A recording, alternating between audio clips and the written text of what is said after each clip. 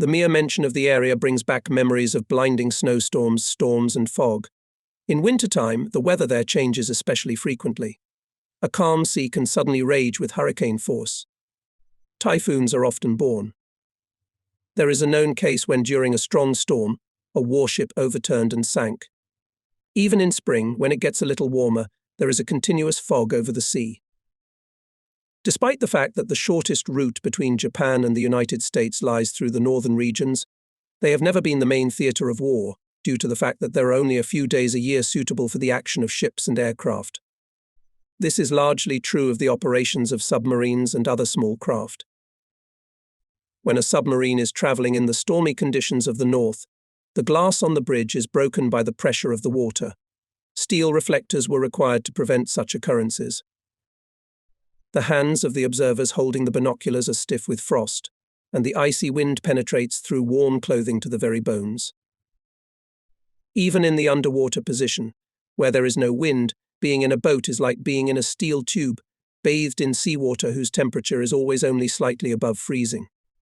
It's like being trapped in a glacier, where you have to shiver despite the warm clothing that binds your movements when you have to wade through narrow passages. So life on a submarine operating in northern waters was not carefree.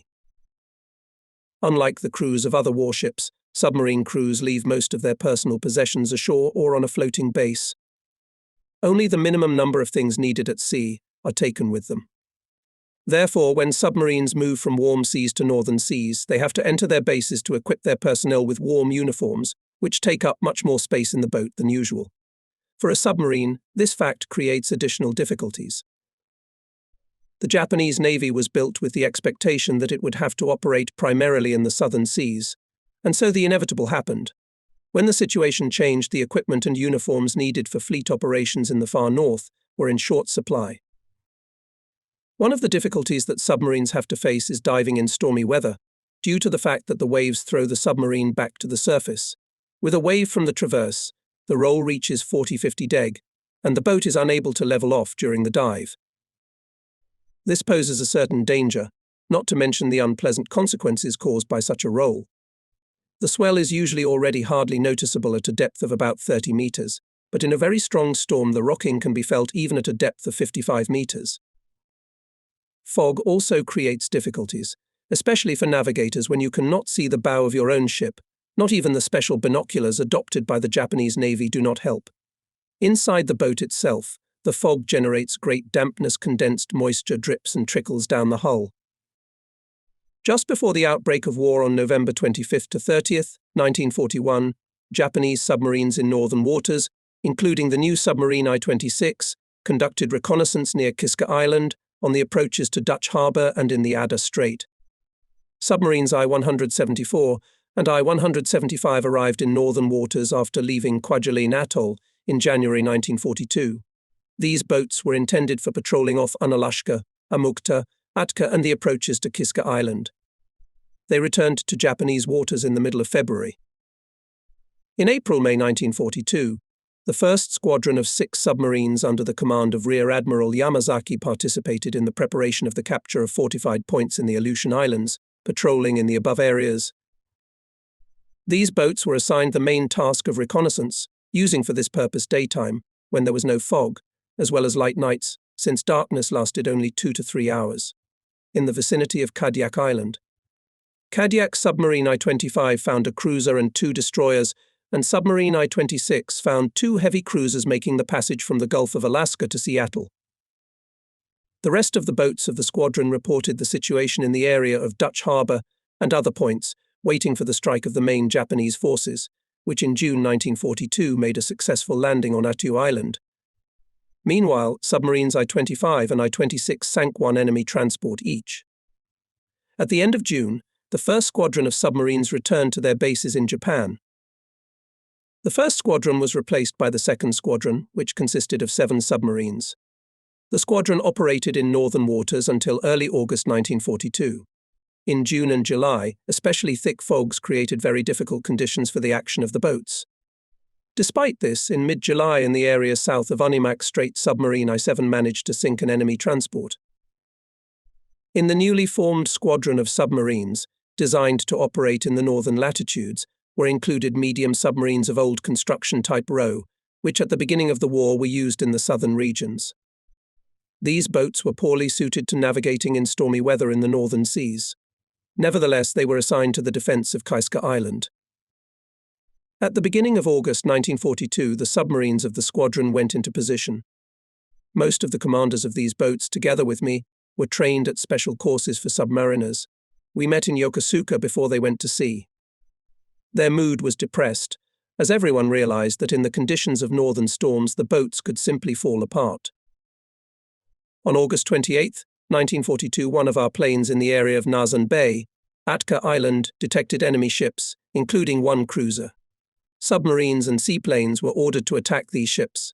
Submarines Row 61, Row 62 and Row 64 went to the area of Nazan Bay. On August 31st, the submarine Row 61, commanded by Lieutenant Tokutomi, penetrated the bay and torpedoed a floating hydroaviation base. After the attack, the boat managed to leave the bay in time, but unfortunately it was later overtaken and sunk by enemy destroyers and aircraft.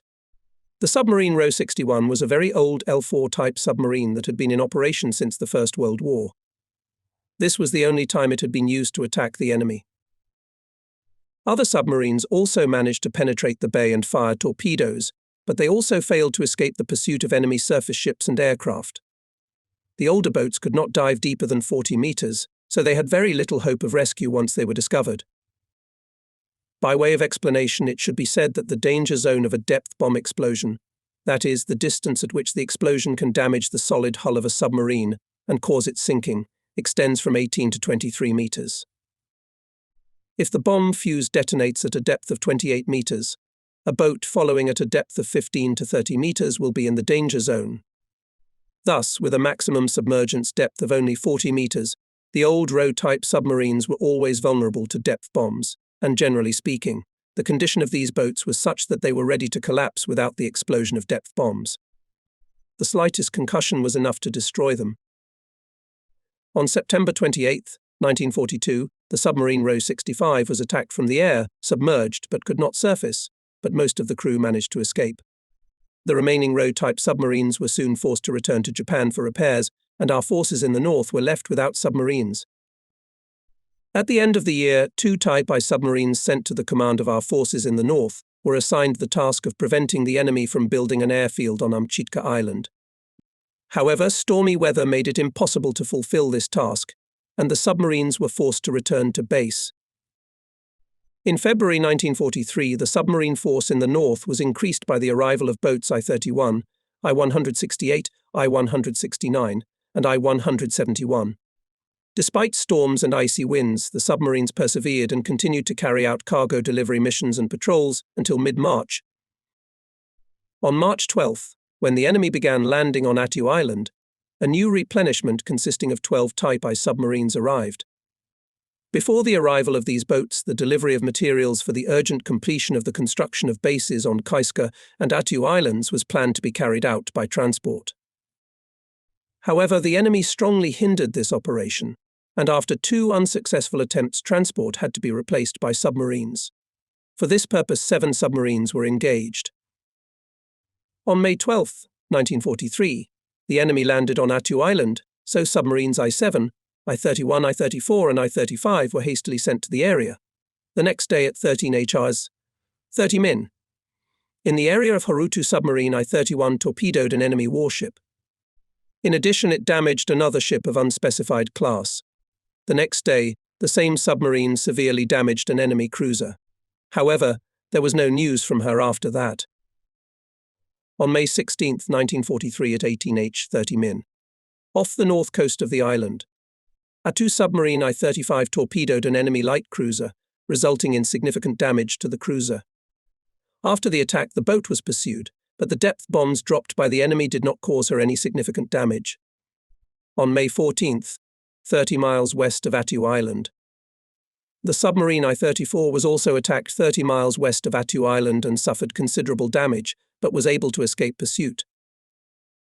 In February 1943, I was appointed commander of the submarine I-158, which at that time was being equipped with radar equipment. Initial tests of the equipment were unsuccessful. We could detect a surface submarine at a range of only 1,800 meters, with the target detected either bow or stern. This same equipment had previously been tested on surface ships, but the results there were more successful. In some respects, the new radar equipment was not suitable for submarines.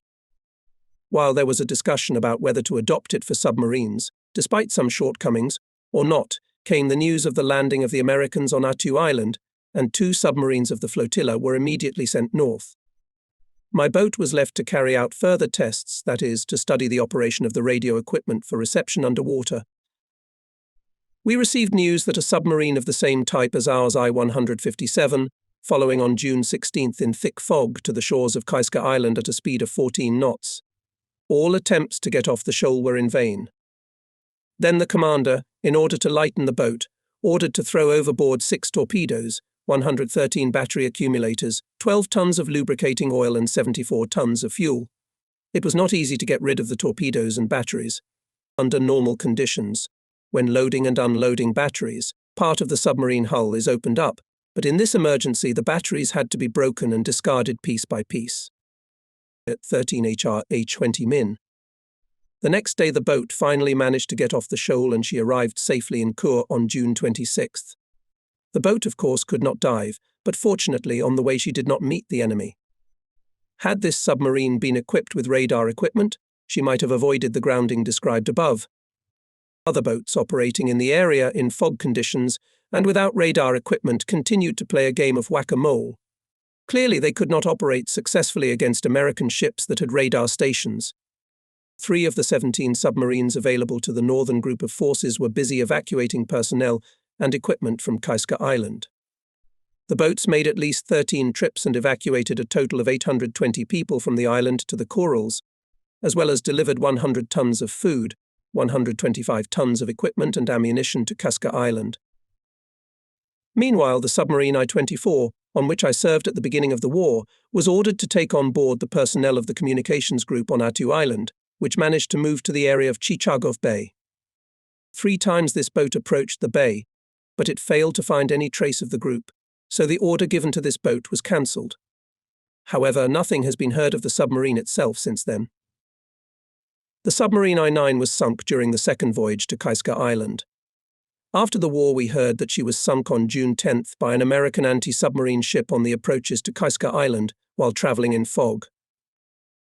The submarine I-7, which arrived on the third voyage to Vega Bay, had to engage in an artillery battle with an enemy patrol ship. As a result of a direct hit by a shell in the boat's deckhouse, its commander and the flotilla commander were killed. The boat then ran aground inside the bay. However, the next day she managed to run aground, after which she proceeded to Yokosuka. On the night of June 22nd, while proceeding in fog, she was fired upon by 3 American destroyer squadrons. In doing so, the chief mate, who had taken command of the boat only the day before, was killed. The boat under the command of the artillery combatant commander tried to escape pursuit, but ran aground and was lost.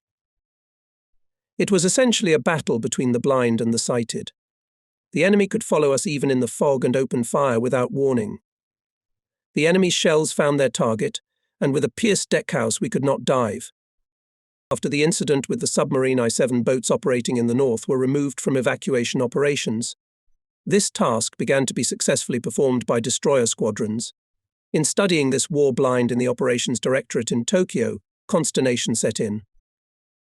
It was asked why no radar equipment had been installed on submarines so far. As a result of the change in attitude, it was ordered that radar equipment for detecting surface targets be immediately installed on the submarines. As for the other boats, the submarines I-2, I-26 and I-109 were also shelled in the fog, but they managed to dive and evade pursuit and return safely to base. After the evacuation of Afar, Kaiska submarines I-2 and I-56 were left in the north to act to disrupt enemy naval communications and patrols. However, low temperatures and very heavy storms, in which the hulls of the boats were badly damaged, actually hampered their operations more than the enemy. In mid-November, in the vicinity of the island of Amchitka, submarine I-2 sank an enemy transport. Our losses in submarines during operations in the north amounted to 6 units. The submarines themselves sank a battleship, 2 light cruisers, a floating hydroaviation base, 4 transports and 1 ship, the type of which is not established. In the area of Kaiska Island, 5 ultra-small submarines were sent to the area of Kaiska Island, but due to various reasons, including storms, they were damaged and did not find their use in this area.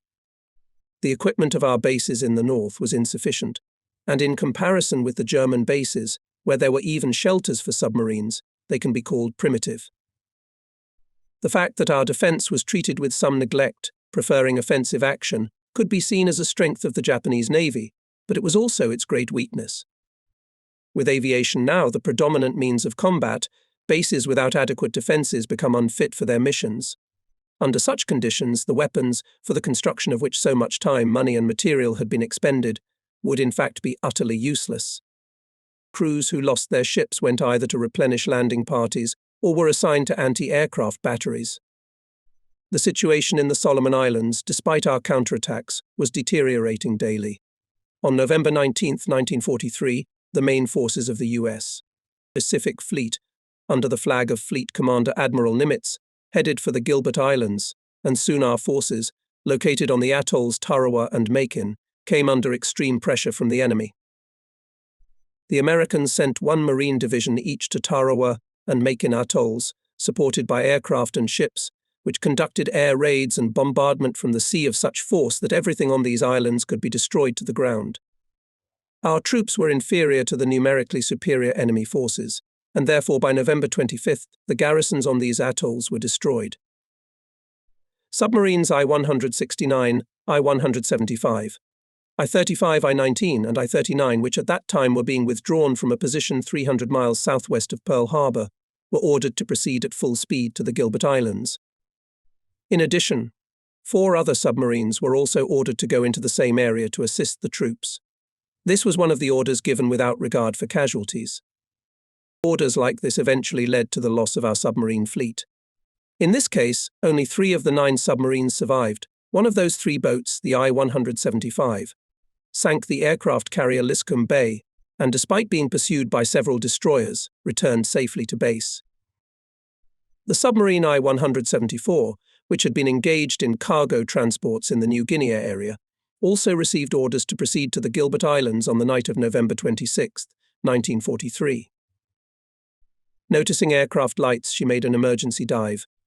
Enemy planes were in the area of the boat dive for about 3 hours, but there was no attack. After waiting another half-hour, the boat I-174 surfaced. It was a clear moonless night. Following its course, the submarine was charging batteries. At about 8 p.m., 00 min. An observer, noticing a white storm created by a fast-moving ship, shouted a destroyer. The distance to the enemy destroyer was about 275 meters. The submarine made an emergency dive. When the depth reached 27 meters, depth bombs began to burst. From the strong shaking caused by the explosions, the lights went out in the boat, the switchboard was damaged, the power supply to the electric motors stopped. In order to stop further sinking, it was necessary to blow out the tanks, but in doing so, air bubbles reached the surface and well marked the target for the enemy, who intensified the attack. The diesel and electric motor compartments of the boat had already received a lot of water, and to eliminate trim and protect the motors from flooding, had to scoop water from the electric motor compartment and pour it into the diesel compartment using empty cans of lubricating oil. After the batteries ran out and the air supply ran out, there was no other option but to surface and fight. 2 minutes later, after surfacing, an airplane appeared. The boat submerged again, expecting to use the last reserve, all the compressed air torpedoes. When she surfaced again, the enemy aircraft was still nearby, but a rescue squall helped the boat to escape from pursuit. After returning to the base, the submarine commander submitted a report to the commander of the submarine forces, in which he noted that the actions of submarines without the presence of radar is tantamount to simple suicide, because how could a submarine that can stay underwater for only 40 hours? At a speed of 2 to 3 knots against aircraft, destroyers and other ships of the anti-submarine forces. However, the admiral disagreed with the opinion of the commander of the boat I-174, believing that, despite the losses, the boats still performed their tasks. Nevertheless, there was no doubt that our submarines for 2 years were at a great disadvantage, because they had to deal with the enemy, equipped with effective radar equipment. We were simply unable to do anything against surprise enemy attacks, and so many submarines died for nothing. To get much-needed improvements introduced, including increased battery capacity, better methods of rapid charging, and the installation of radar equipment, were unsuccessful. In May 1944, the submarine I-45 was ordered to search for the enemy east of the Marshall Islands. Carrying out the order, the boat passed Bungo Strait at full speed and headed for her designated area. One morning, while the boat was in a surface position, the boat commander, resting below, heard the watch officer's command, "Urgent dive." Following this, the boat was attacked by an enemy airplane looming from behind the clouds. Not having time to dive, the boat received a direct hit in the stern. The explosion lifted the entire boat, its bow was on the surface. The enemy opened fire from machine guns. Deciding to save the boat, the commander tried to slowly go underwater by backing up. This succeeded.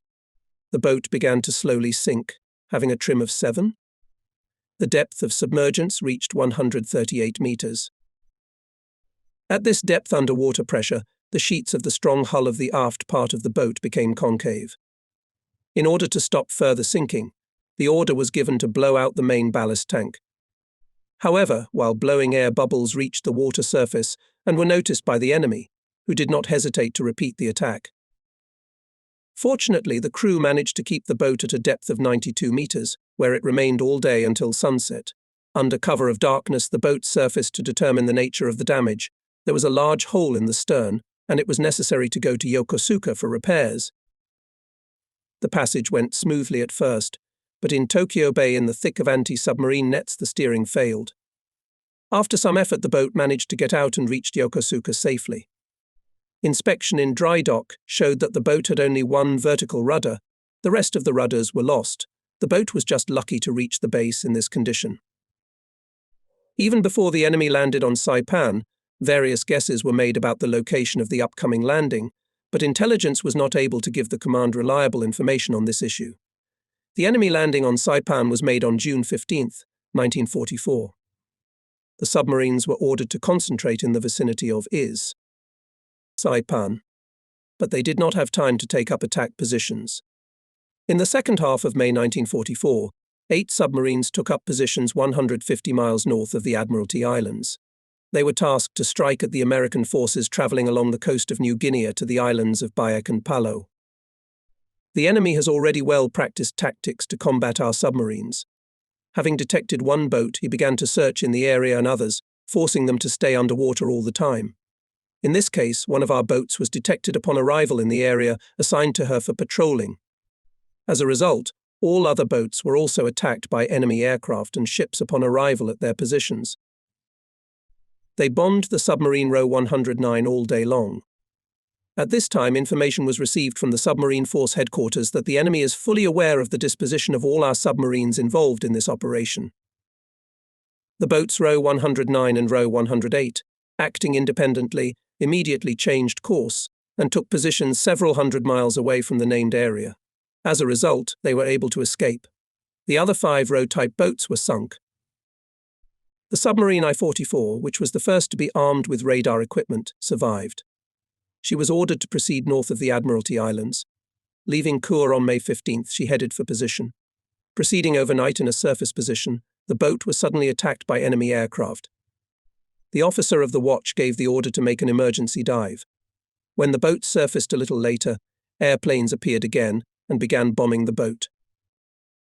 The boat's radar station was working badly, so the boat had to dive again and remain in an underwater position. During the night, when everyone in the boat was asleep, a series of depth bomb explosions suddenly followed, as a result of which the depth gauge was disabled and water appeared in almost all compartments. By 11 o'clock, the batteries had only 1 hour's power left. The chief mate, being a very brave officer, suggested to surface and take the fight, as further stay underwater with empty batteries became no less dangerous. The commander of the boat agreed with his arguments and ordered that preparations be made for an artillery battle and that machine guns and revolvers be ready. Observation through the periscope showed that there was a flying boat in the air, and not far away a destroyer was waiting for its victim. At this moment a squall suddenly came. This opportunity could not be missed, so the boat surfaced and, leaving behind the stern destroyer, at full speed began to go to the northwest. About an hour later, a 4-engine flying boat appeared within sight. However, it flew away without attacking the submarine. Approaching Saipan, the boat made an attempt to dive, but the ventilation valves failed and had to open the low-pressure distribution valve. The boat was thus saved and was able to fight in the following days. When the enemy landed on Saipan, all available submarines were sent to the area, including Row 115, which had previously patrolled in the Palau area. By June 19th, the boat had reached a position 50 miles west of Is. Rota, she was proceeding in a surface position in waters well controlled by enemy aircraft. Suddenly, she was attacked by airplanes. One of the bombs exploded only 40 meters from the boat, but caused no damage and the boat continued onward. Then a rather large unit of enemy forces appeared, and she had to go underwater again. For a long time, submarine Row 115 tried to detect the connection of enemy aircraft carriers and finally succeeded. After sunset, the submarine penetrated the destroyer escort and fired 4 torpedoes at the aircraft carrier type Wasp. The results of the attack could not be observed, as the boat immediately submerged. Unfortunately, she was unable to escape the attack. As a result of the explosions of depth bombs in the boat formed a leak and half of the lighting was taken out of service. But nothing worse happened in the aftermath. Having used up the entire available stock of torpedoes, the boat returned to Truk. By this time, submarines Row 113, Row 114, Row 109 and I-5 had already arrived there. When the Americans launched an offensive on the island of Guam, the submarine Row 114 was ordered to circle the island and attack enemy ships. But after the boat reported that it had torpedoed a large enemy ship, it was never heard from again. Submarines I-26, I-45 and I-55 left Yokosuka for Guam, having on board tanks, guns and ammunition. However, only one I-26 managed to reach the island. There was no news of the submarine I-55 after it left Yokosuka, and the boat I-45 returned to Yokosuka after the fastener holding the tank loosened, and it was washed out to sea. Submarine I-26 managed to get the tank to Guam Island, which was blockaded by the enemy. Reaching the place of unloading, the boat, going underwater, touched the ground, and then stuck in it, it seemed, intentionally. The commander ordered the navigator to clarify the location. The navigator reported that in the southwest of the island there is a shoal on which probably they sat down. After waiting for the sun to set, the boat started the engines, backed up, and after some effort, she got off the shoal and reached the periscope depth. Inspection showed that the boat had actually run aground at the very point of unloading. Having accomplished her mission, submarine I-26 slipped through enemy cordons and returned to Yokosuka. During the fighting for Saipan, 13 submarines were lost: Row 36, Row 42, Row 44, Row 48, Row 111, Row 114, Row 117, I-5, I-6, I-10, I-55, I-184, and I-185. The remaining boats I-26, I-38, I-41, I-44, I-45, Row 109, Row 112, Row 113, and Row 115 returned safely to base. In the battle for Saipan, submarines began to operate for the first time with radar equipment. Of the boats that had radar equipment, only 1/3 were damaged, while 2/3 of the boats that did not have such equipment were lost. This clearly illustrates the great importance of radar. At the end of August 1944, submarine I-165 urgently went to Corin Bay on the island of Biak, which was completely isolated and partially occupied by the enemy. Her mission was to communicate with the surviving troops on the island. In particular, she was to evacuate the air commander. Before going to sea, the boat loaded food, ammunition, medical supplies, portable electric flashlights. In addition, 60 metal barrels were secured on the upper deck, which also contained food. When the island was already clearly looming on the horizon, 3 torpedo boats were spotted from the boat. She managed to submerge, but the boats started dropping depth bombs. At a depth of 98 meters, the solid hull of the boat began to make strange creaking noises. Cracks appeared in the paint. The boat was old, so the water pressure was taking its toll. The commander immediately reduced the diving depth to 90 meters, continuing to evade pursuit. However, the torpedo boats kept up. It is possible that some of the barrels on the upper deck of the boat broke off and floated, thus giving away its location. The hunt for the boat continued for over 24 hours. The commander decided to free himself from all the barrels on the upper deck and attempt to leave. But despite the measures taken, the enemy continued to pelt the boat with depth bombs. It was possible to block the fuel leakage to the surface with the help of special devices with which submarines were equipped for this purpose. However, there was damage to the solid hull at the stern, and more water was entering the boat. The water accumulated in the electric motor compartment was carried by buckets to the diesel compartment, but the stern of the boat continued to fail. The temperature in the boat rose to 65 degrees, and the oxygen supply was depleted to the point where it became difficult to breathe.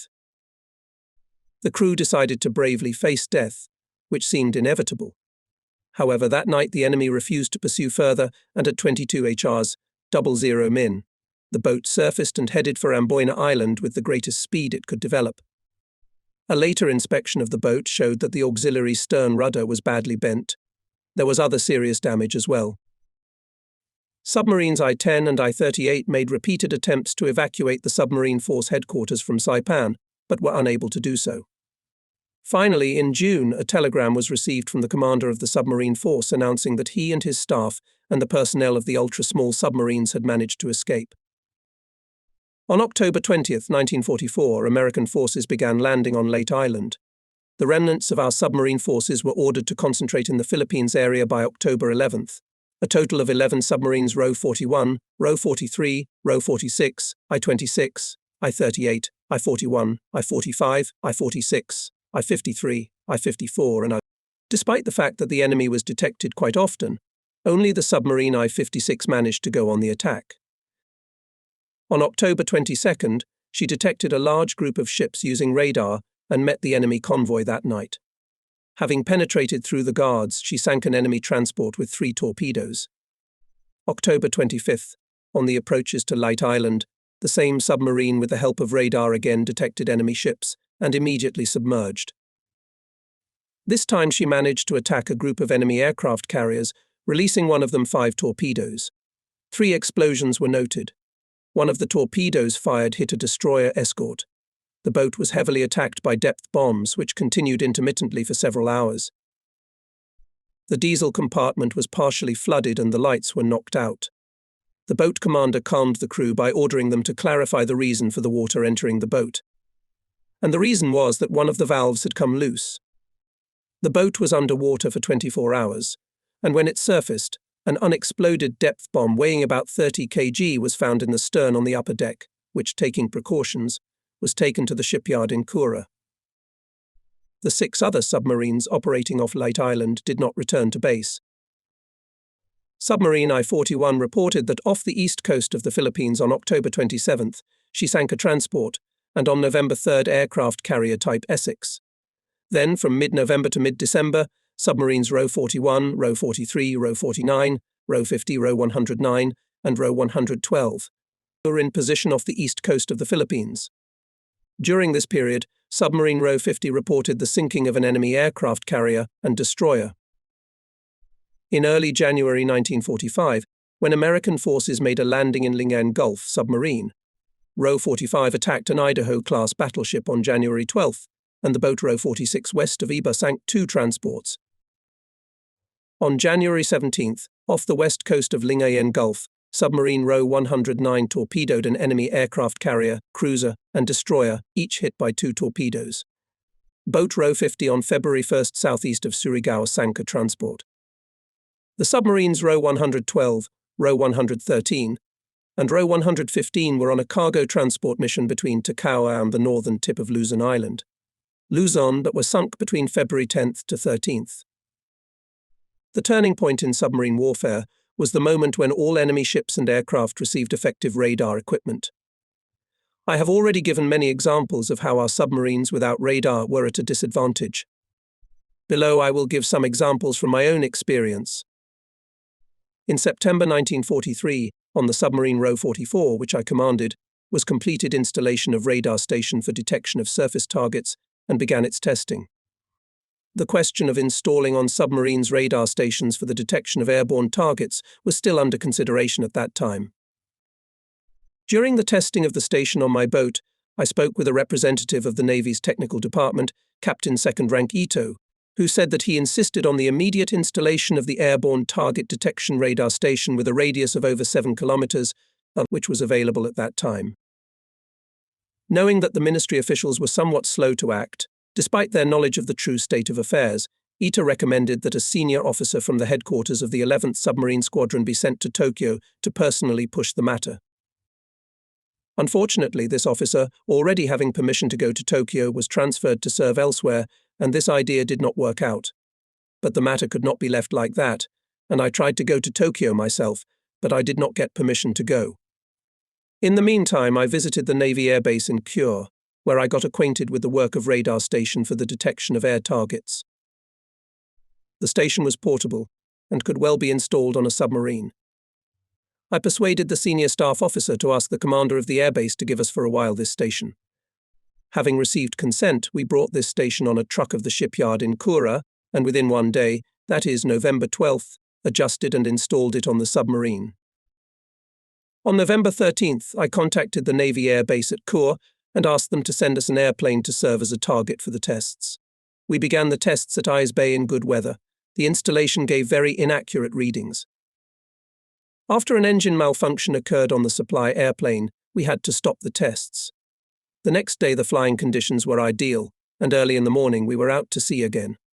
This time target detection was good at a range of 4,600 to 5,500 meters. The maximum range of target detection reached 11600 meters. True, these results were not brilliant, but they could greatly improve our position. The commander of the 11th Submarine Squadron urgently sent the results of the tests to the appropriate authority, but from there they asked why the tests were conducted without the consent of the Technical Department of Naval Forces. All hopes for a speedy resolution of this issue were gradually disappearing. I again tried to get permission to travel to Tokyo with plans to install radar on submarines of the type Rho, but still could not get it. In the meantime, we were soon to head for Maizuru to make final preparations to get the boat ready for combat operations. This meant that we were out of the 11th Submarine Squadron and into the submarine force of the 6th Fleet. I again began to insist on my deployment, and finally permission was granted. In Tokyo, I presented my point of view at a meeting at the Navy's Technical Directorate. The senior chief present at the meeting raised a number of objections and stated that the new equipment developed by the Technical Directorate would soon be ready, and we should have waited until it was in service. It turned out that the radar station developed by the Navy's Technical Directorate was being tested at the shipyard in Kure, but there was no hope that it would be completed soon. This gave me the idea of testing the said station on my own boat. But I could not get a positive answer, and the meeting decided to postpone consideration of this issue. Considering such a decision more than unsatisfactory, the next day I went to the research department, where I was received more cordially. We discussed all the technical difficulties and found ways to overcome them. Having secured the support of the research department, I went a second time to the Navy Technical Department, where I again tried to get my question resolved, but the proposals of the research department were not accepted. I think the real reason for the rejection this time was interdepartmental squabbling. There was no time for further arguments, as I had to return to Maizuru. The case I have described is really regrettable, because to all appearances the staff of our headquarters was more concerned about preserving their prestige than about the needs of the active fleet. The only thing I was able to accomplish was to obtain one additional pair of binoculars for the observers. Shortly thereafter, we headed for the battle area to the south. Our submarine still did not have an air target detection radar station. Our course was through Bungo Strait, and since this was a favorite ambush point for enemy submarines, we had to go overhead at top speed during the night and go under at dawn. The thought of having to hide and go underwater near our native shores was not a pleasant one. But such were the harsh facts of war. On the other night of our stay at sea, we were already out of the dangerous area and went all the time without submerging. During this period, our position in the Marshall Islands and Rabaul was solid, and so we did not have to fear enemy air raids all the way to Truk. The day of the New Year 1944 we met in the sea, And on the 10th day after we left Majzuru with its snowstorms, we were already enjoying the warmth of the tropics. Early in January, at the entrance to Truk Bay, we saw a majestic picture of the Yamato and the bulk of the United States fleet at anchor. When reporting the arrival of the boat to the commander of the 6th Fleet, I told of my attempts to install a radar station on the boat to detect air targets. Submarine I-185 left Japanese waters and headed for the battle area at the same time as us. Arriving at Rabaul, the commander of this boat also reported to the fleet commander of the Southeast Zone about the desirability of installing radars. Fortunately, a set of aircraft radar was available at Rabaul, and submarine I-185 quickly installed it at her place.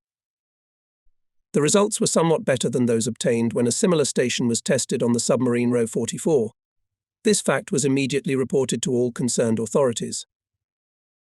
The Chief of Staff of the fleet personally flew to Tokyo to reopen the issue. And again, to our great regret, the decision to immediately install on the boat's radar stations to detect air targets was not taken. The crews of submarines in the forward areas of combat operations were as eager to have such stations installed as farmers are eager for rain during a long drought. Under the regulations in force at the time, submarines were required to refrain from using radar whenever possible for fear that their work might be detected by the enemy. Instead, it was recommended that a special receiving device be used to detect enemy transmissions. Many commanders and even some submarine commanders adhered to this theoretical position, but the majority stood on the view that it was better to use their radars than to be seduced by the comparatively small hope of intercepting enemy transmissions. The latter method, by the way, failed utterly in the fighting at Kaiska Island. In fact, the only radar station available on our submarines was the one we received from the Germans. Thus, we came to the point of relying on foreign help. What was the reason for this disgraceful state of affairs? Was it to be considered a gap in our scientific knowledge and in our electrical industry as a whole? Unfortunately, that was exactly what it was. In spite of all our poverty, was it not better to devote more of the country's resources to RD? Our policy of developing RD was based on backward principles, so the inevitable result was the blindness of our submarines. At Guadalcanal Island, American planes bombed every submarine at the first sighting, both day and night, without waiting for identification. There is no doubt that the American submarines, which had modern radar equipment, were able to submerge even before they were detected by our aircraft. Thus, the pilots of American airplanes approaching a submarine following in a surface position, there was no doubt that in front of them one of the deaf and blind Japanese boats. In our desperation, we were almost ready to admit that one radar station was more important than 100 submarines. On May 15, 1944, I surrendered command of the submarine Ro-44 in connection with my assignment as commander of the submarine I-58, which was being completed. I was entitled to 1 month's leave, but not needing it, I devoted all that time to radar matters. When I reported to the 6th Fleet Headquarters, recently transferred here from Truk, I came across a document which proposed to remove useless radar stations from submarines to detect surface targets. To my surprise, the author of this fantastic proposal turned out to be the commander of the submarine force himself. I knew nothing about the results of later tests of radar on submarines, but I could not refrain from expressing my thoughts on the document written by the Admiral. To remove this useful equipment from submarines is premature. Moreover, it would be a step backward technically. Why are radar stations on submarines considered useless, while at the same time the same stations are used on surface ships? If further research shows that they are worthless, then they can be removed from submarine armament. In my opinion, the submarine crew has unlimited opportunities to improve radar performance, and I therefore request that the decision to remove the radar stations be deferred until the I-58 submarine is completed. I then visited the personnel office of the Kure Naval Base and explained that the failure to utilize electronic equipment on the submarines was mainly due to the lack of experienced personnel in the crews. For a year and a half, while radar equipment was being tested on submarines, the crews of these boats lacked highly qualified specialists, and I insisted that 2 such specialists be sent to the submarine I-58. After much searching, we found together with an experienced officer the best way, in our opinion, to install a radar station on the submarine. Finally, I received orders to take command of the submarine I-58 and left for Yokosuka. At the shipyard, I met with various officials and asked them all together and individually not to delay the installation of the new equipment on the submarine. The method we proposed entailed a change in the placement of the radar station for detecting surface targets, and a change in two parts in the machine gun mount. In both of these cases, the factory representatives, although regretting the matter, seemed really unable to carry out the work in question. I therefore had to seek the assistance of the technical and research department to install the equipment as I wished. It is possible that such action on my part offended the plant officials, but there was a war going on which did not allow for much ceremony. In peacetime, all this could have been left to the discretion of the plant management, but now, under any circumstances, I did not repent for my actions, because the safety of the boat and my own life depended on it. The plant managers at first refused to compromise, and I again had endless hassles before they installed everything the way I wanted it. The radar specialist that had been promised to me by the personnel department was delayed, but after 3 letters from me asking me to expedite his shipment, he finally arrived in January. Apparently, the communications school tried to delay him because there was also a shortage of specialists there. The fighting for Saipan began when our boat was still being completed. Many of the submarines sent to that area and to the Guam area were lost. The fall of Saipan was a death blow to us. After Saipan fell into enemy hands, air raids on Tokyo began. The completion of the boat I-58 was coming to an end. We had already reached the deep sea diving tests. The operating depth of the submarine I-58 was 91.5 meters, but the boat could withstand water pressure at a depth of 138 meters. This was very necessary in wartime when evading attacks by depth bombs. On the first day of the test at a depth of 61 meters, the boat developed a strong leak, so the test was interrupted. The next day the faults were corrected and the trials continued. This time everything went without delay. During the dive tests, a buoy was attached to the stern of the submarine to mark its position. Before the test began, the diameter of the boat's solid hull was measured in several places. The boat was then submerged and measurements were taken every 30 feet to determine the degree of hull compression. The hull was checked for leaks. In addition, the performance of the casting pumps was checked. The tests showed that everything was in good working order. As the boat surfaced, similar measurements were also taken every 30 feet. When the boat surfaced, a check had to be made to see if the hull of the boat had returned to its original condition, that is, if it had not deformed. Most of the naval training facilities were located near Yokosuka. This was very convenient from the point of view of training submarine personnel. I was able to send my signalmen and diesel mechanics for short courses, and so the level of training of these specialists was very high. During the war, one observed the construction of 3 submarines, so I was extremely impressed by the much greater productivity of the private shipyards. Compared to the naval shipyards, the latter did not seem to be concerned about either time or money being wasted. Finally, the I-58 submarine was officially commissioned and headed for the inland sea of Japan, where she joined the training squadron to finally put the ship in combat condition. After the war, the Americans said that close interaction between aviation and surface ships is a very important factor in conducting combat operations against submarines, and that under normal conditions both aviation and ships should be subordinated to a single command. The effectiveness of this interaction was tested by our submarines when they were subjected to sustained attacks by destroyers, small anti-submarine ships and enemy aircraft. Such attacks intensified from August 1942, when the Americans, using radar, began to make night attacks on our submarines, that is, when we had no means of counteraction. With the introduction of these anti-submarine tactics by the Americans, we began to suffer huge losses. This was noted in the battles off Makin and Tarawa atolls, in 1943 during the second phase of the campaign in the Solomon Islands, and in 1944 to 1945 in the battles off Admiralty Islands, Saipan, the Philippines and Okinawa. If a submarine is submerged for more than 40 hours, it must surface and remain on the surface for a time sufficient to replace the air. Further, even if the batteries are fully charged, they do not last more than 40 hours. When a submarine is forced to submerge without fully charging its batteries, it cannot remain submerged for the length of time indicated above. Occasionally, individual submarines were able to stay underwater longer, but in this case the boat had no propulsion and was kept at a given depth by taking on or pumping out water. This, of course, resulted in energy savings, but eventually the battery's supply of electricity ran out, and many times our submarines were forced to surface in close proximity to the enemy. Sometimes the submarines were detected by the enemy while surfacing to recharge the batteries, and then during an emergency dive they were subjected to heavy attacks with depth bombs. Some boats were saved by staying underwater for a long time, but most boats had to surface and fight with the enemy waiting for them.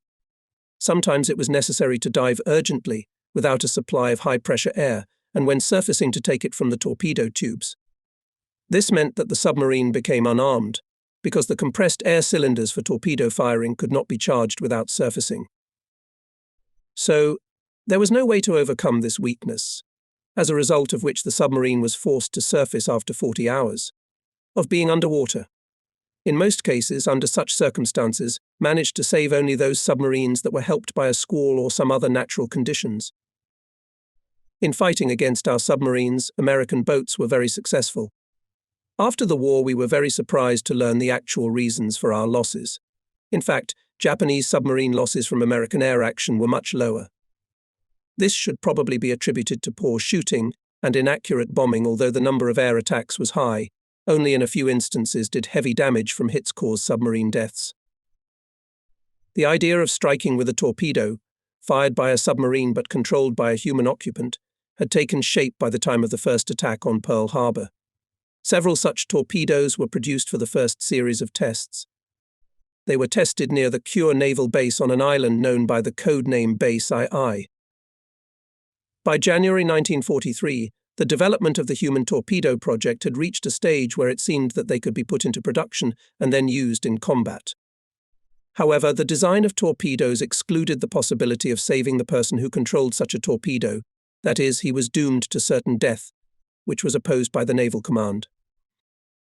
In the design of the torpedo was introduced a device that allows a simple push of a button to eject the driver into the sea at a distance of about 45 meters from the target. Around February 1944, a prototype of the human torpedo was delivered to naval headquarters, and the torpedoes were soon put into production.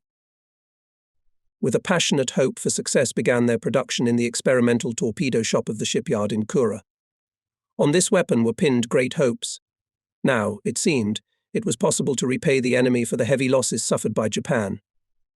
By this time, Saipan had fallen into American hands and we had suffered heavy losses. The new weapon was called Kitons, which meant the way to paradise. While the torpedoes were being made, a base was organized in Tokuyama Bay to train personnel. Alas! On the first day of testing in Tokuyama Bay drowned one of the volunteers and advocates of this weapon. The torpedo he was on buried itself in the mud and could not be raised. This was a bad omen for the future. Nevertheless, intensive training of personnel continued for 2 months. On November 8, 1944, the Kikumizo detachment was formed and sent to the battle area. Manned torpedoes were taken aboard 3 submarines, I-36, I-47 and I-37. The first 2 were sent to the Ulithi Islands area, while submarine I-37 was sent to the Cossel Passage near Palau Island. November 19th, submarines I-36 and I-47, according to the plan, approached the Ulithi Islands. Reconnaissance showed that there was a large group of American ships, including aircraft carriers, line and other ships. November 20th at 16 hours. 30 men. From the submarine I-36 was launched 1-man torpedo, and from the I-47 4. A senior officer, who was an ardent supporter of the use of these weapons, left the following letter before Leash. Today's observation shows over 100 ships anchored off Ulithi Islands. Despite the fact that there is a great opportunity to use our Kitons, we have only 8 of them on 2 submarines. It is clearly not enough. What a pity. He thanked the commander of the submarine I-47 for clarifying the composition of the enemy forces and bringing the boat to a position very convenient for the attack. Wishing the boat I-47 a happy voyage, he said, "Thank you for the help you have given me. Give my regards to those who will follow me." He then took his place in the torpedo. The results of the attack, as well as the fate of himself, remained unknown. On December 1st, the submarines I-36 and I-47 returned safely to cure. The boat I-37, which went to the Palau area, was lost. Although the results achieved by the Kikumizo detachment could not be ascertained, much was still expected of the manned torpedoes. A new squadron was formed named Congo, which included 6 surviving large submarines of the newest type. According to the order issued, The submarines of the detachment were to operate as follows. I-36 went to the area of Ulithi Islands, I-47 in the area of Hollandia, I-56 to the Admiralty Islands, I-53 to the Palau area, and I-58 was headed for Guam. All submarines were to conduct attacks on January 11th. 1945 submarine I-48 was to attack a little later, namely January 20th. There were 15 of us who had graduated from the naval school in the course of submarine navigation. But by this time most of the officers who had once made up our class had been killed in action. Out of 15 people, only 5 survived. By a strange coincidence, all of them turned out to be the commanders of the boats belonging to the detachment Congo. Manned torpedoes were made in conditions of deep secrecy, but we knew that they had already been used in the first attack at Ulithi Islands. One of the officers leading the attack wrote, "The use of human torpedoes in the future is a great challenge. The more we take advantage of the opportunities for attack, the more attention should be paid to the tactics of using these weapons." In other words, it was to be assumed that the Americans were already aware of the actions of manned torpedoes, so they would be alert after our second attack. Thus, both the submarines' approach to the launching point of the manned torpedoes and their departure to attack the targets became a risky business. Our assumptions were confirmed. The submarine I-58, which I commanded, having completed preparations for the Sasebo campaign, went to Kure to receive fuel, food and torpedoes. On December 29th, the boat went to the manned torpedo base, where the commander of the submarine force addressed the personnel. We were photographed to commemorate the event, and after a solemn send-off, the boats I-58, I-36 and I-53 left the bay. The send-off was attended by many boats crowded with people. There were shouts of approval from the boats for the crews of the boats. In the manned torpedoes sat the drivers, waving their sabres. They had white armbands on their heads. Our boat number I-58 written on the deckhouse had been scrubbed off and replaced by the emblem of the Congo Squadron. A flag with the inscription "Inevitable Chiton" was hoisted on the forecastle next to the Navy flag.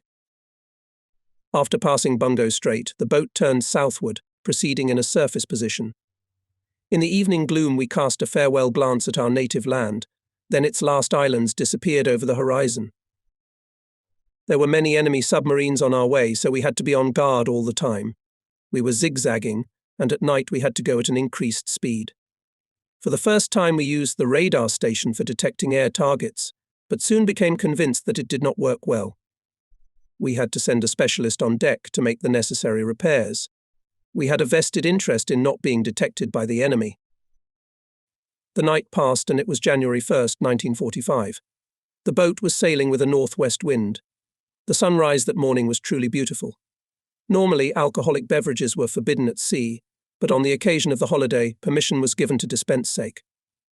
After the boat was loaded, greetings were given in honor of the Emperor, followed by various toasts. During the voyage to the target, the 2 officers from the human torpedo teams were always with us at meals, while the midshipmen ate with the boat's crew, and so we hardly ever saw them. Today, however, we invited them to the wardroom and dined together. Since January 2nd, our boat has been within range of enemy aircraft based on the islands of Guam and Saipan, so for the time of probable appearance of aircraft, we went underwater. On this day, going with the radar on, we detected an enemy airplane through binoculars. It became clear that our radar station was unreliable. The observers were ordered to watch relentlessly for the appearance of aircraft. After the Americans regained Guam, it became of great importance to them as a base in the Central Pacific. Although the enemy was not aware of our plans, it was to be expected that he would take every precaution, since the fact that we used manned torpedoes at Ulithi Islands certainly became known to him. The best option in accomplishing our task was to go around Guam and approach it from Guam. Guam and approach it from the side where the enemy's defenses were presumably less strong, so we headed further south and approached the line of communications connecting Ulithi Islands with Guam. In other words, we were approaching Guam from the enemy's side. As we approached the island, the periods of time the boat was underwater lengthened. On January 7th, we passed the line of communications connecting Guam with Ulithi Islands, remaining underwater for long periods of time and keeping a close watch. The question of attacking the enemy before the launching of manned torpedoes was not even raised on any of the boats of the squadron. Our main goal continued to be stealth. There was nothing to do in the boat during long periods of being underwater. The two officers from the torpedo drivers, other than preparing their torpedoes and practicing periscope observation, had no other duties, so they played chess. One of them was present at a manned torpedo attack in the vicinity of the Ulithi Islands, but he himself was unable to go out on the attack because of a torpedo malfunction. He was a very good chess player. The other, a buddy of the commander of the artillery combat unit of our submarine, was a fat and quiet man. As a cadet at the naval school, he came to practice on my boat. That was in 1943. 2 years had passed since then. The former cadet had already become a junior lieutenant, and he was no more than 22 years old. It became sad to think that he was going to certain death, trying to change the course of the war. The time was such that the number of deaths was always increasing, especially in special units. Death spared neither the young nor the old. In such a situation, their deaths were imminent sooner or later. On January 6th, we approached the line of communications linking Guam and Leyte. At 2 a.m., an enemy airplane was detected by radar. The boat submerged and continued to follow the underwater course. So far, we had managed to avoid encountering enemy aircraft. Now that we were close to our target, we could be unexpectedly detected by aircraft. We certainly wanted our radar station to work without fail. But it was too unreliable to warn us of danger in time. In view of this, we had to follow in an underwater position. At about 2 p.m., the boat surfaced. The boat surfaced, as we believed that at this time of day the enemy would have a break in patrol aircraft flights. The weather was good, the sea was calm. A light breeze was blowing. The morale of the personnel was high. Despite the fact that it was January, we wore tropical uniforms. In the sea we found many crates and empty barrels bobbing on the waves. The enemy did not appear. We were able to pass in a surface position for an hour and a half and before sinking, had time to recharge the batteries and ventilate the boat. Now we were to go underwater at night as well. We decided to surface every day at 17 o'clock, assuming that the patrol airplane would reach its final point of the route and lay down on the return course around noon. This assumption was justified, as we never once encountered enemy aircraft during the following days. There is always a loophole like the one we took advantage of, but it would be unwise to take advantage of it every time we approached a target. On January 6th night, we surfaced at 10 p.m., when the aviation on patrol, in our opinion, should have been returning to base. About 22 HRS, 30 min. Several images of aircraft appeared on the radar receiver screen, and observers reported dark silhouettes to windward at a distance of about 140 meters. These were probably ships. We made an emergency dive without waiting for a full clarification of the situation, and, although the sounders did not indicate the presence of ships, continued to remain in the underwater position until 4 o'clock in the morning. The day of our attack was approaching. It was January 9th. Subsequently, we learned that on this day the enemy began landing in Lingayen Bay, on Luzon, the main island of the Philippines. We received a report of the results of the reconnaissance of Guam by our Air Force. However, it did not say anything about enemy ships, and this concerned us somewhat. The fact is that, according to previously received data, at anchor off Guam were aircraft carrier and 60 to 70 other ships and vessels. Therefore, we nourished the hope that there were still 1 to 2 large ships. January 10th, from the fleet commander, received an order to attack in accordance with the developed plan. I reported this order to the torpedo drivers. At 2 o'clock on January 11th, having detected the trace of exhaust gases of an airplane flying at a close distance from our submarine, we immediately dived. Normally, we could determine the time of arrival and departure of enemy aircraft by radio interception. We did not anticipate that an airplane would appear at such a time. It is possible that it was a communications airplane from the Ulithi Islands. At any rate, according to our calculations, there should not have been an enemy airplane on this course. Since January 6th, we had observed many enemy ships and planes, and we ourselves believed that we had remained undetected. If the enemy was conducting a serious search, we would not have been able to pass unnoticed. At the same time, we were convinced that we could not rely on our radar station to detect air targets. On January 11th, about 9 o'clock, we heard the sounds of a passing vessel. Apparently, a merchant ship was traveling unguarded, and this already indicated that the enemy had no information about our approach. In 2 hours, we reached the point from which Guam is usually visible. Carefully raising the periscope, I at first thought that the outline seen in the distance was nothing but a cloud, but closer observation showed that it was indeed Guam. The navigator had done a brilliant job of laying out the course, but it was still 26 miles to the island. I showed the target to the torpedo drivers, and following this we plunged in and headed for the release point. From time to time we heard the noise of the propellers of merchant ships passing us, but they were all proceeding unguarded. The enemy suspected nothing.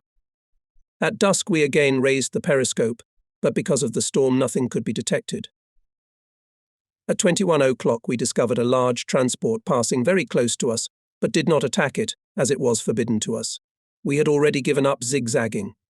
That evening at dinner we drank to the health of the torpedo drivers and proposed a toast to their success. At 21:43, we surfaced. The boat was now 11 miles west of Ypres Bay. At a speed of 7 knots we headed for the point of release of manned torpedoes. We finally checked the torpedoes, 13 minutes later. After our surfacing, the commander of the Radio Technical Combat Unit reported that intercepted the enemy telegram from Guam, which reported the discovery of a suspicious ship near the island. Was it really about our boat? We still had 2 hours to go. There was nothing left to do but to continue to our destination. Air reconnaissance, conducted on January 9th, found in the Bay of Guam Island. Guam 20 large and 40 small transports, as well as 4 floating docks, which of course compared to large warships were not very important objects. One could really sympathize with the torpedo drivers, but I advised them to look for the largest loaded transports. In addition, I explained to them that the floating dock, which was somewhere in a corner of the bay, also represented a not insignificant target. I further comforted them by telling them that since the last aerial reconnaissance of Guam on January 9th, some aircraft carrier might have arrived there as well. One of the torpedo driving officers left the following note, which I remembered for a long time. I wanted to know all the details of the aerial photographic reconnaissance. Isn't it irresponsible to send us into an attack without giving us any idea of the enemy's defenses or the situation inside the harbour? The enemy seemed to have detected us. I ordered no. 2 and no. 3 torpedo drivers to take their positions immediately. It was cloudy, but some bright stars were visible in the sky. In the darkness we could not see the drivers' faces as they both came to the bridge to report. They remained silent for a while. Then one of them asked, "Commander, where is the constellation Southern Cross's?" Question caught me off guard. I looked around the sky but could not find the constellation. The navigator standing nearby remarked that the constellation was not yet visible, but it would soon appear in the southeast.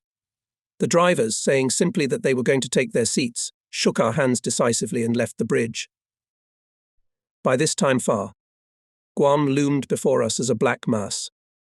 After a while a column of white smoke rose above it. At 2300 hours, we increased the course to 12 knots to the place of release of manned torpedoes, still remained about an hour of travel. At midnight, strong pulses appeared on the radar screen, which seemed to be coming from 2 different places.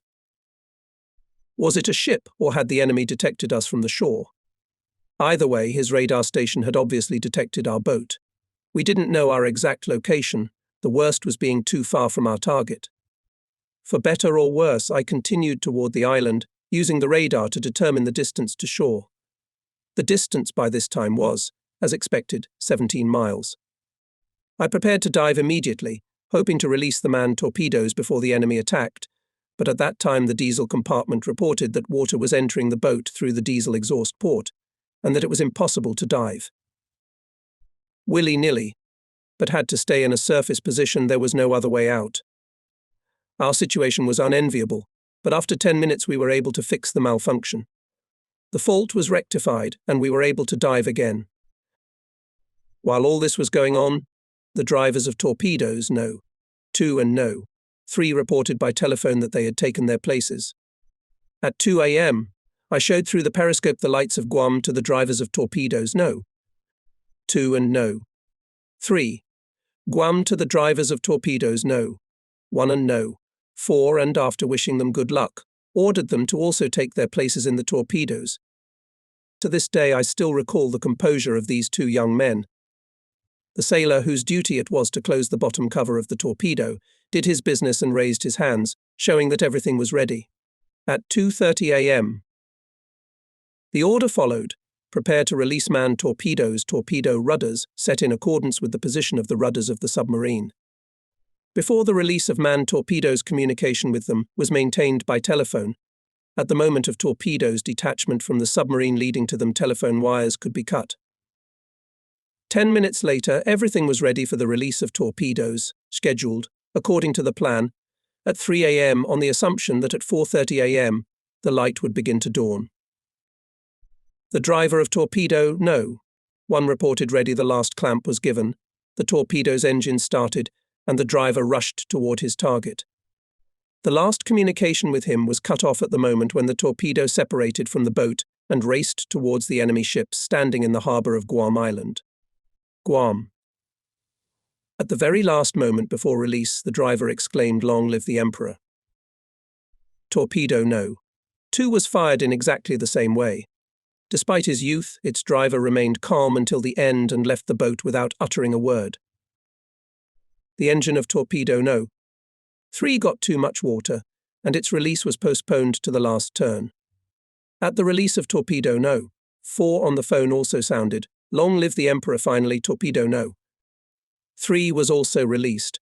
Due to the malfunction of the phone, we were unable to hear the last words of its driver.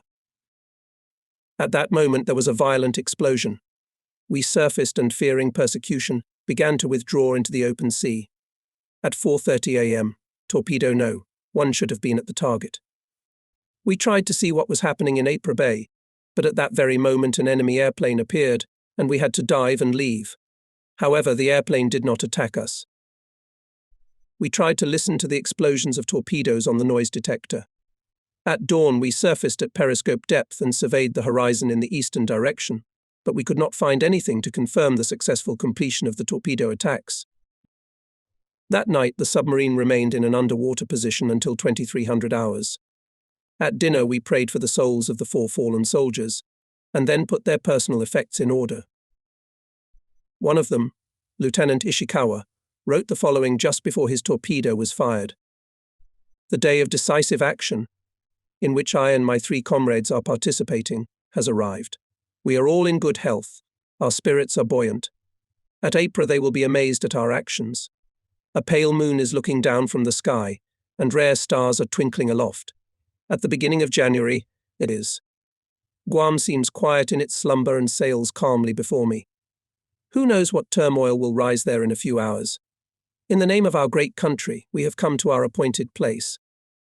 Only 21 years of life, lived like a dream. But the full meaning of that life will only be revealed today. At the time of the decisive battle between Japan and America, we must, in one blow, correct our shaken position and thereby consolidate forever the glorious Great Japan that has existed for 3,000 years. Great Japan is the land of the gods. The land of the gods is eternal and cannot be destroyed. We are not afraid of death. Thousands, tens of thousands of young men will be born in the future, and we are now quietly sacrificing our lives for our motherland. Let us cut ourselves off from petty worldly affairs and pass on to the world where eternal justice reigns."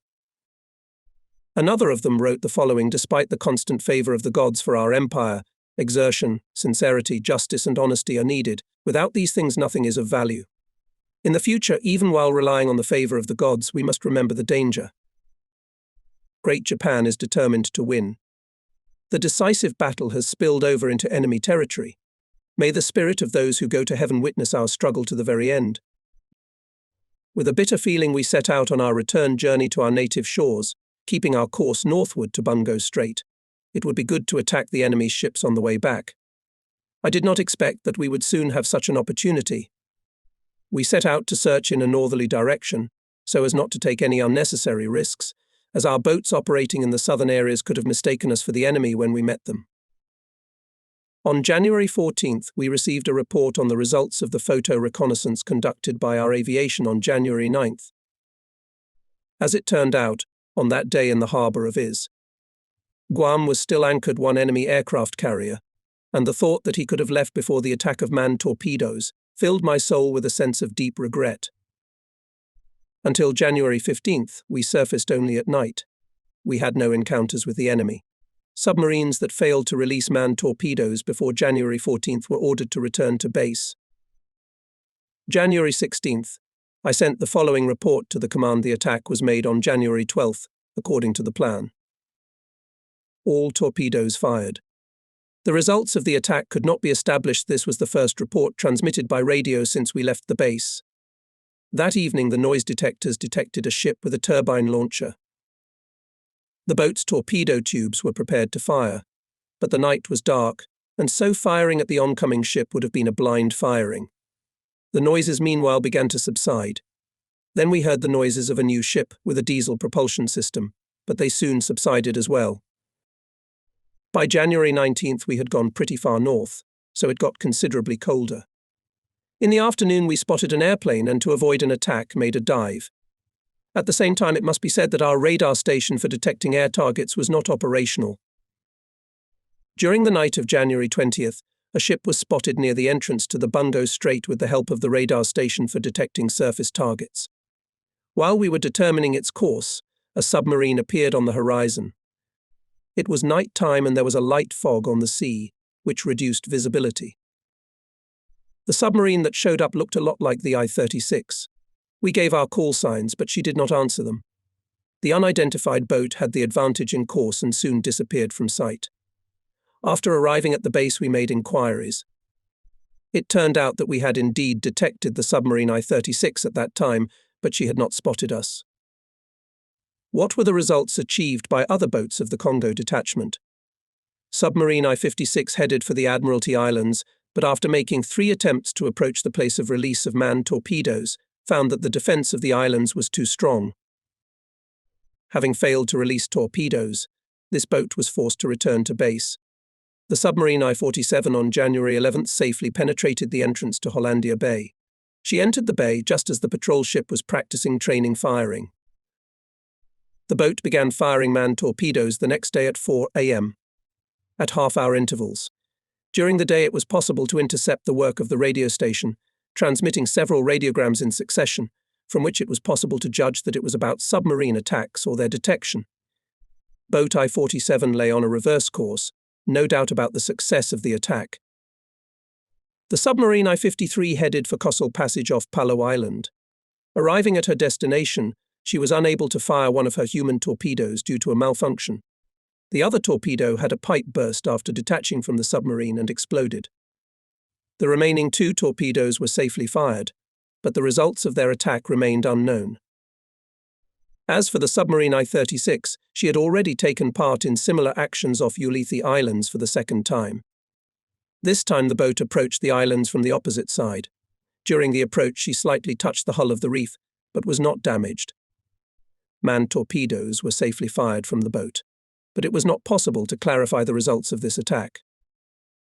The submarine I-48 was to attack the enemy off Ulithi Islands on January 20th. It is believed that she managed to release manned torpedoes, but the boat itself did not return to the base. After the war, we learned that the boat I-48 was sunk by American destroyers near Ulithi Islands on January 22nd. A total of 14 manned torpedoes were fired by the Congo squadron boats. 10 torpedoes were not fired due to various malfunctions. As for the results of the attacks, they were not clarified even after the war. However, according to US data, manned torpedoes fired from the submarine I-58 in Guam sank a large tanker, on which most of the crew died. Poor performance of radar stations installed on the boats to detect air targets led to the creation of an 8-section antenna.